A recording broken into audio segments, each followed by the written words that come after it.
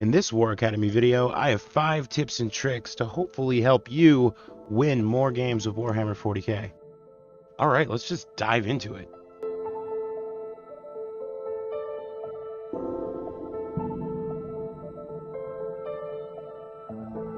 So one thing that you're going to see a lot of pro players do is measuring out the threat range. They need to know where it is that's safe on the board and where isn't. So if we're these Dark Angel players right here and we're about to take our first move, we need to be aware of where we can move and still be safe from this Mortarion and where is the no-no zone. So in order to tell a model's threat range, you take its movement, which Mortarion moves 12 inches, then you add 9 to that number. That's how far away that model can get you if you're not careful. All right, so I put a purple ring around Mortarion to mark his 21-inch threat range. So how I'm coming up with the 21 inches is it's just his movement plus 9, 9 being a good charge. So when you roll 2 dice, the average number that you're going to get is a 7. So you're hoping for at least a 7 when you charge. But I always assume my opponent's going to roll well when he needs to, and I add 2 inches to that. So I know that if I move these dreadnoughts and I stay outside of this bubble, I should be fine, and Mortarion shouldn't be able to get to me, but I can take some shots at him. So now when Mortarion decides to move his 12 inches forward,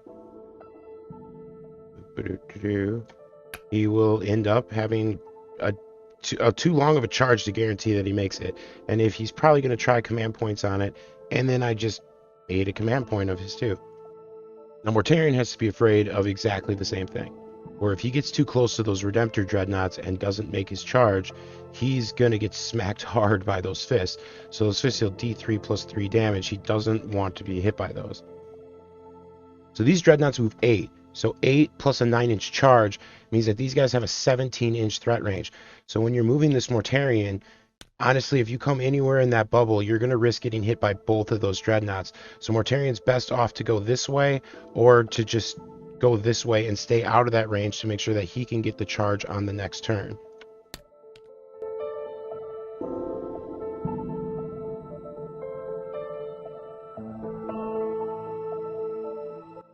You've ever wondered, why is an attack bike with a multi-melta 60 points and a dreadnought with a multi-melta 120 points? Why is a Warwalker with double star cannon 70, and why is a Wraithlord with double star cannons 130? It seems like that's a little overcosted, right? There's a big reason why the Dreadnought's actually very, very comparable to the attack bike. And that's because, yeah, you could have 2 attack bikes for 1 Dreadnought, but that Dreadnought has burst damage. So burst damage can be so crucial in Warhammer, just like it is in any video game. Like sometimes it's time for it to kill. Like you need to burst this thing down. And the fact that, yeah, your attack bikes, you get 4 shots. Well, the Dreadnought gets 2 shots, and then he's going to charge you and attack you 5 more times. And that is a double activation. So anytime that you have a unit that's capable of attacking multiple times before it's your opponent's turn is usually very underrated in the game of 40k. And here's a great example on how crucial burst damage can be. Uh-oh, War Academy fans, it's the Nightbringer. Like, this is a god that eats planets. What are we gonna... Oh, wait, I have an idea. Farseer is gonna move up. Wraithseer is going to move up. Farseer is going to cast Smite. Oh no, 1 damage. Farseer is going to cast Executioner. 1 damage. Wraithseer is going to cast Smite. 1 damage. 3 damage done in the Psychic phase. Then, we're going to shoot this giant thing. They call it a D cannon. And we're going to shoot that and open a little wormhole onto Sniper. Another 3 damage. Look at that. That's cool. This guy charges in. He attacks. Only 1 attack goes through because it's 4-up invuln. Oh, I'm D3 plus 3 damage, so I don't even have to roll. You just die? Okay. Cool. Puny god. This is why burst damage is so essential. I used way less points, and I just blew that Nightbringer away without breaking a sweat. So the Wraithseer is my favorite unit in all of 40k. So the reason why I believe that this is the best unit in the game is it needs no line of sight for his super strength 12 D3 shots. D6 damage weapon. This gun it really wrecks stuff, especially with the Mastercrafted rerolls. On top of that, this guy can smite you. On top of that, he can melee the crap out of you. This means I get to use this model 3 times before my opponent even gets to go. And that is a very powerful unit. He's behaving like he's 3 different units.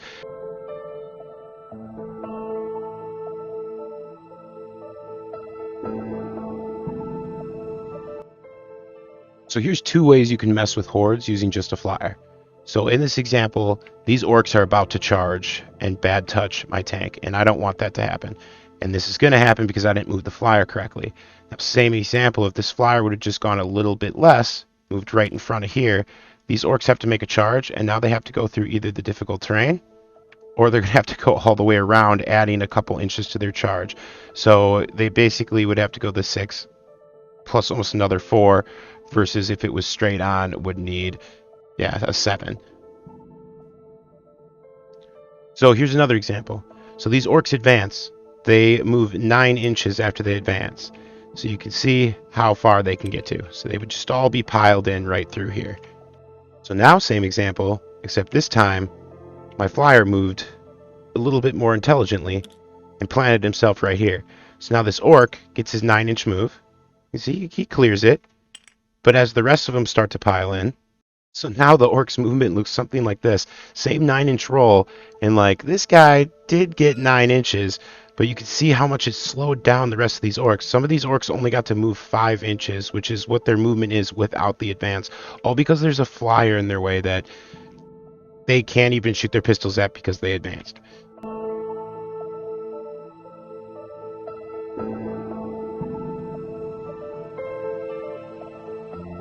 So the most common question that I get asked is for people to help them deploy better. And it really boils down to, if you're not deploying correctly, you didn't make your list correctly, or you have units in your list that you don't know why you put them in your list. So here's an example of 2 armies, orcs versus tyranids, that are about to fight. And you can tell that both players know exactly what's in their list and why, because you can tell by where it's deployed. So when you deploy, it is important to watch what your opponent's doing, yes, but it's not really that big a deal, because your unit's going to go where it needs to go because it's in the list to do what it needs to do. So for example, if you look at these gaunts can either move up and try to get that objective, or stay here. Because these gaunts are off to the left and not straight on to that objective, I know that the Tyranid player is planning on leaving these gaunts right here. Whereas this Barbed Herodule, this is the guy that's planning to go up here because of how he's deployed. So this is the one he wants to go after that objective. The Dimacharion is not angled towards any objective. So that means we know that this is the guy that he's going to try to double move, and he's going to try to just hit me with that and shoot it at me. So the Swarmlord looks like he's going to be going to the left because he's got gaunts here, and these gaunts are about as straight a shot as he can get to get that objective, which means that this is probably going to plan to go forward. Gaunts are planning on going here. These guys with the Swarmlord, the Malanthrope, are probably going to hunker around this objective. Well, these are just hidden out of sight. So you can see everybody has a plan that has nothing to do with where the orcs put anything. It's all just going to do what it needs to do. And if anything, like this side could switch with this side, but the stronger side is on this side here, which is basically the only thing you need to keep in mind when your opponent's deploying, is where is his power going? Is it going to go right side or left side? Most maps have you split your army in 2. And as you can see, like this one is much, much weaker. But Tyranids are fast, and they have the ability to reinforce, especially with these 2 big bugs that can kind of go on either side.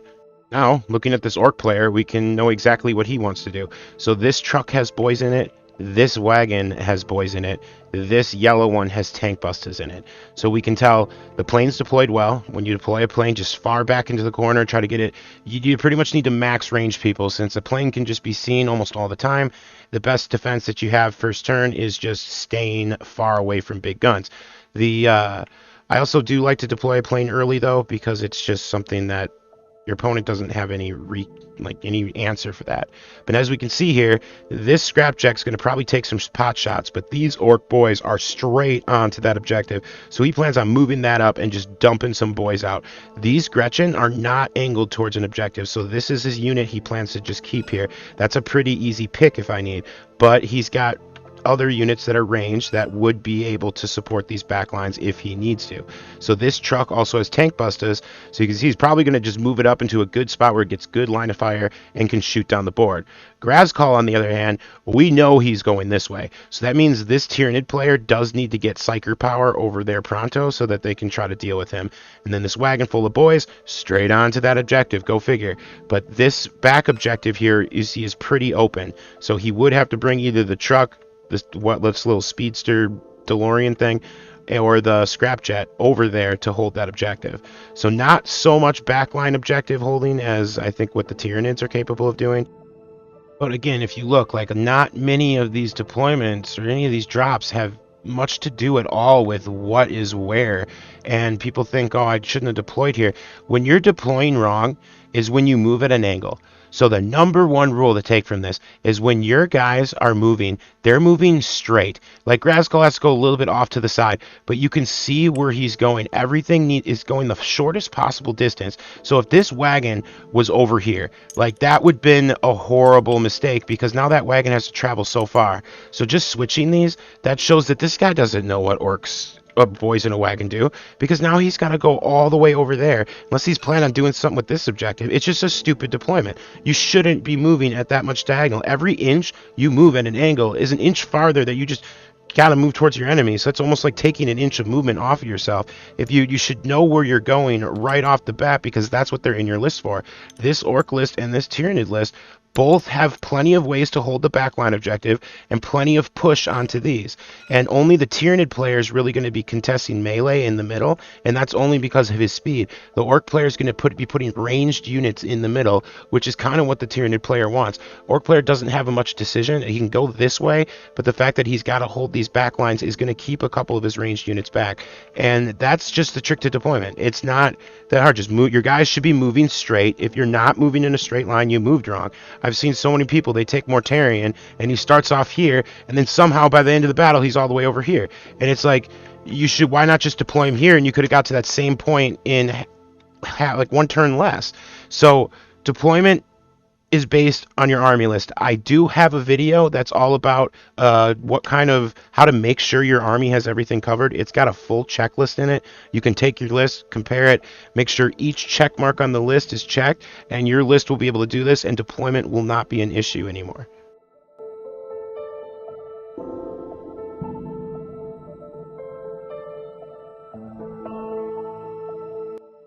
So as you can see by this map, there are quite a lot of barricades. So did you know that barricades are a great way to boost your offense and defense? Alright, so in this example, we have a overzealous World Eater player that's charging into a clever Dark Angel player. So if you notice, the Dark Angel player has set up his guys behind the barricade. So this is a defensible position. It's something that a lot of people forget, but you got to remember, these guys are setting to defend. So they all have Thunder Hammers and Storm Shields with Power Fist. So like this, they all are -1 to hit. Having defensible terrain, it gives them +1 to hit, so their big negative for taking these powerful weapons isn't even relevant anymore. So the World Eater player now has to decide which one does he attack with first, because the Dark Angel player is gonna interrupt. So this World Eater player is probably still pretty happy. So he's got Strength 4, which is perfect for killing Deathwing. He's got -2 on his weapons, which reduces the Storm Bolters to a 4-up and these guys to a 3-up. But what he's not considering is this is giving me +1 armor to all these guys. So that means his Lightning Claws, which are -2, are reducing this 0-up save Terminator to a 2-up. So those Lightning Claws are going to bounce hard off of these Storm Shields. With this squad, he has 3 that are able to squeak by that will actually get their attacks through without the cover save. But all of these Warp Talons are going to be just bouncing off of these Storm Shields.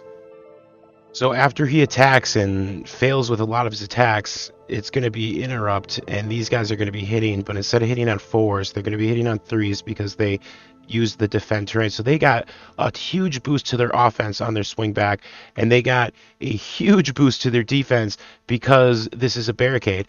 And I mean, look at all the barricades on this map. Barricades are really common, and when you have really tanky units like Deathwing, you got to make sure you look for those and kind of spread out and try to get your opponent on the other side of that barricade against you, and you're going to find your survivability goes up quite a bit. So it also gives you the bonus for Overwatch. You'll Overwatch on 5, so I mean, it's double the amount of Overwatch shots that'll hit. It can add up, especially if you have a Chapter Master that gave them rerolls. So rerolling failed hits, if these all had Stormbolters, it could do quite a bit of damage. It would do double the damage it should have done. It's not just for defensive models either. So, I mean, if these Deathwing were to charge into here, these guys would get +1 to their hit, which means Death to the False Emperor triggers on 5s. Thank you so much for watching to the end of the video. If you guys like this kind of content and you want to see more of it, just give me a like, subscribe, leave me a comment. If you have any advanced tips of your own that you would like to mention, leave them down in the comments. My goal with this channel is to help people get better at 40K. My Discord will be down in the video description. Feel free to message me. I can critique your list. If you need help on any specific thing, I'm usually willing to help as long as I've got some spare time. Thanks again, and I'll see you next video.